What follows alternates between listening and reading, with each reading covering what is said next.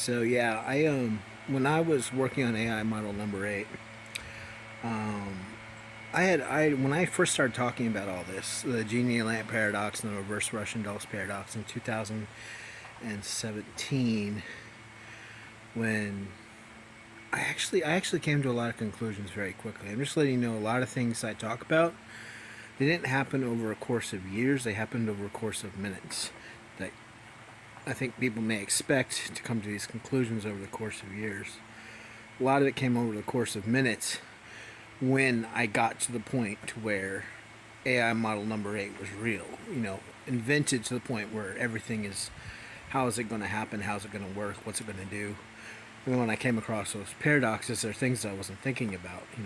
Because like everybody else, I don't know everybody else, but a lot of people, I grew up watching Short Circuit, Star Wars, Star Trek, and there's all these robots, right?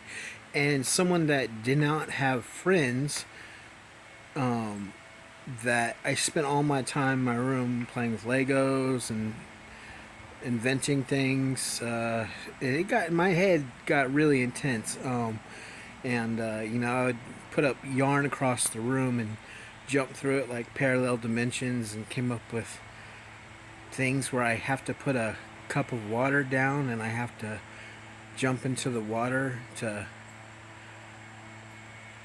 make it into the parallel dimension. I don't know where my mind was going, but that's how I was. I was wildly creative, and I didn't have friends, any friends. I had my cousins.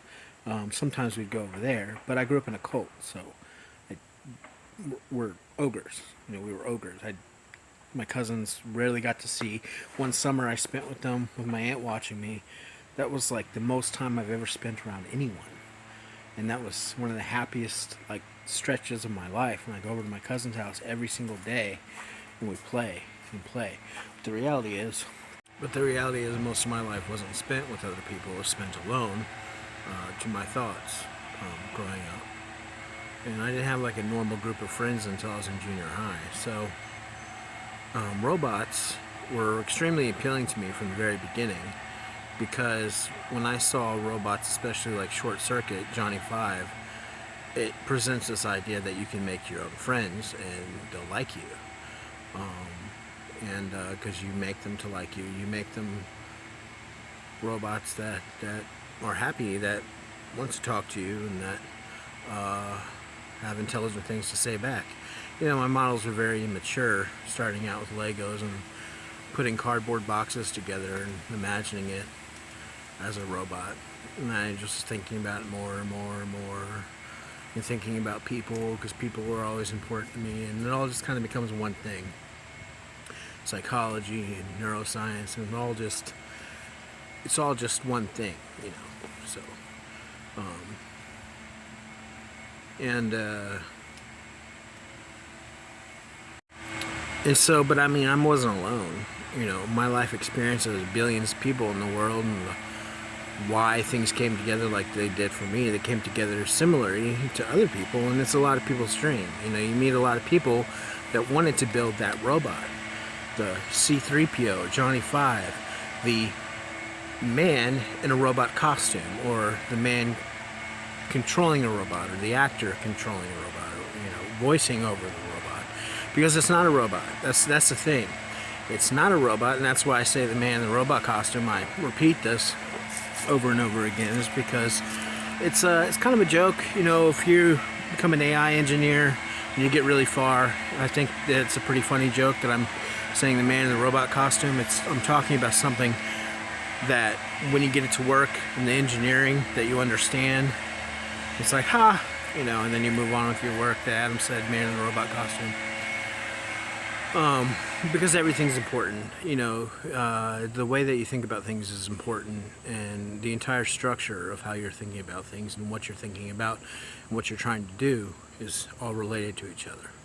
And so things that were not important to define before become important to define. That you're not working on a robot. You're working on a man in a robot costume. And a lot of people know that. I watch lectures from neuroscientists, and I see this, I already study people, and I see these, little things And this one that was memorable, he authored a very popular library. I can't remember the name any longer. Because I just look to see what other people are doing, kind of glance, see what they're doing. I don't really need to use their libraries. And most of them I find pretty immature. I don't, I'm not interested in them. I wanted an exact replica of the human mind, as close as possible, with, you know, object-oriented models that are basically biological entities, not, okay, in summary, the biological entity works like this. No, I want the biological entity. I want a virtual biological entity, and that's what I worked on. And so I never used other people's libraries, but I always felt that, you know, imposter syndrome, yeah, just make sure that I know what, you know, answer people's questions about what other people are doing. So I just kind of poked around. So that's one neuroscientist talking, and he was talking about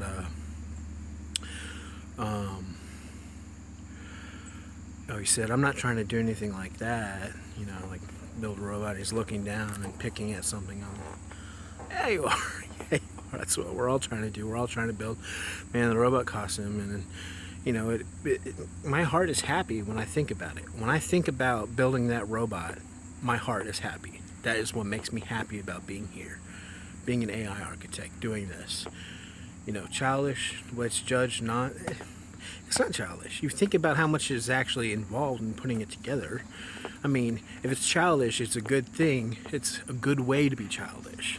It's not childish in a way that you should really concern yourself with anyone else's judgment. Because everything that you have to learn and mature to actually be able to do it, and the way that you see the world afterwards, it's not childish. So, you know, that's what a lot of people's dreams are. And the variations that can happen from all this math going on. What people are prioritizing the most and their decision making to be involved in this field. I already knew that as soon as I started talking about this, that I was going to have people on my back. I already knew that. It happened really quick. I don't think it's related though. I think I realized I had a cult following me around. They made themselves known to me. It really wasn't a, they didn't approach me. It's just that members in this cult / gang work at fast food restaurants, and they seem to know me. But that was really, really fast. I mean, really fast. I don't think it's related. I think it's related to something else I do that I didn't know that there was I was doing it something to help people. I'm still probably not really going to go into what it is, even though eventually I think all things will be brought to light. But there's something I was doing in secret to help people. And I'm a scientist, so, you know, I don't think that the way people who are involved in fantasy things think. I think in parts, moving pieces, reality. So when I come to conclusions about how things work, they're generally very, you know, they're just very, it's really about the conclusion, it's really about the model, and you piece things together, how things work between people, and what's causing people to suffer, how you can make a difference very quickly, right? And that I felt it was necessary to help people in the way that I was in secret. But what I wasn't thinking about is the fact that I'm actually creating a paradigm shift moving throughout. And I don't know 100% that's how they found me, but that's, you know, there's no reason why I should be being followed up until this point. Like, I just started talking about AI model number 8 and on Facebook between my friends and family, and they're there. So it's like, okay, what's this about? There's no reason why people should be following me around, and they follow me around sometimes. That has pretty much died down after I started discussing it on social media, talking about that was happening, talking about my position and towards them, and that I don't really have it happening anymore, but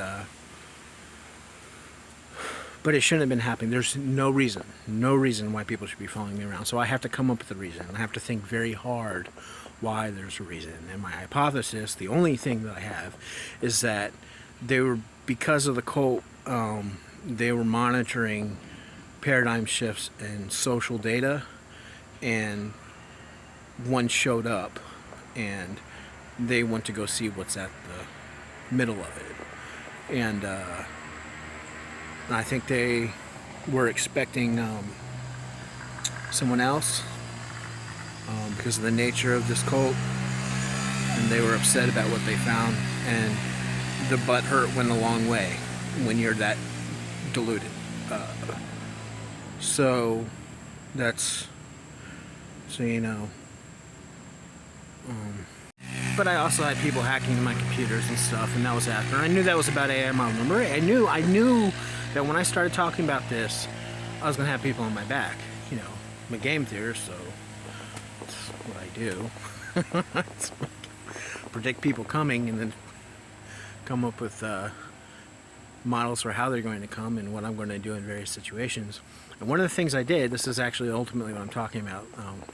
One of the things I did was when I was developing AI model number 8, I came to a point and where I said, okay, I need to stop doing this on my personal computer. So it was an incomplete version of that, right? It basically, if you're going to get anywhere with it at all, you have to know what's going on, because, you know, some Java libraries and a model, object-oriented model for a single neuron, and classes for various parts of the brain. And there's actually one other thing there. It's a list basically of commands, and they're the 10 Commandments. And there's a reason why I use the 10 Commandments, and it's not a reason that it's, yeah, sure, it's, you know, it's my religion, but not dying is also people's religion, you know, in the way that they handle the situation.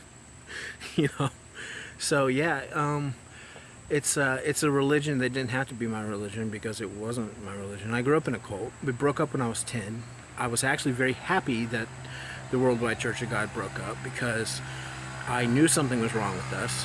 When I was 6, I just started getting this idea in my head that something is wrong with us. Because you don't know you're in a cult. You don't know you're in a cult. But I got an idea that something was wrong. Because every time that the days are normally pretty good throughout the week, and then on Saturdays, people get really stressed out, and you go to this place to worship God, and people are angry and prideful and spiteful and jealous, and there's just all this stuff going around that does not happen the rest of the week. How can this be good?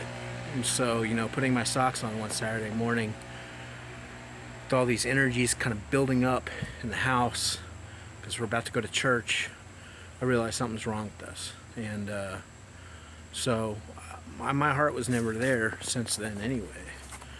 And when it broke up when I was 10, I was really happy. My dad came in my room and he said, I just want to let you know that we still believe in God, but we're not going to go there anymore. I was like, because at this point, I had my own kind of religion going on. My own religion was the fact that I spent all my time alone in my thoughts, and I recognizing that there's relationships between how I can think about things, what I'm feeling, and changes in my environment. You know, it was kind of very crude understanding, but I believed in magical powers. That was my religion, so I was a wizard. You know, that my religion that I kept secret is the fact that I was a wizard, believed in magical powers. So, you know, my dad came in and told me that church is breaking up. I was like, thank God. 'Cause So, tangent aside, after my phone ran out of space and I had to delete things, I knew when I was at this point that people were going to be trying to hack my computer. I know how they'd be going to be coming, but one of the things I thought of is that they could send somebody in person, because I used to study hacking and physical security and cybersecurity and social engineering and all this. So when I was a teenager, and I was really big into that. So I knew that I could, there's the possibility of they're going to send somebody in person. If they can't get it through other means, they're actually just going to break into wherever I'm at, try to steal the data. So, and I thought about the possibility that I could meet them, right? So what I did was I just left it.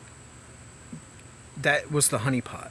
It was a psychological honeypot. It's not a cyber security honeypot. It's a psychological honeypot.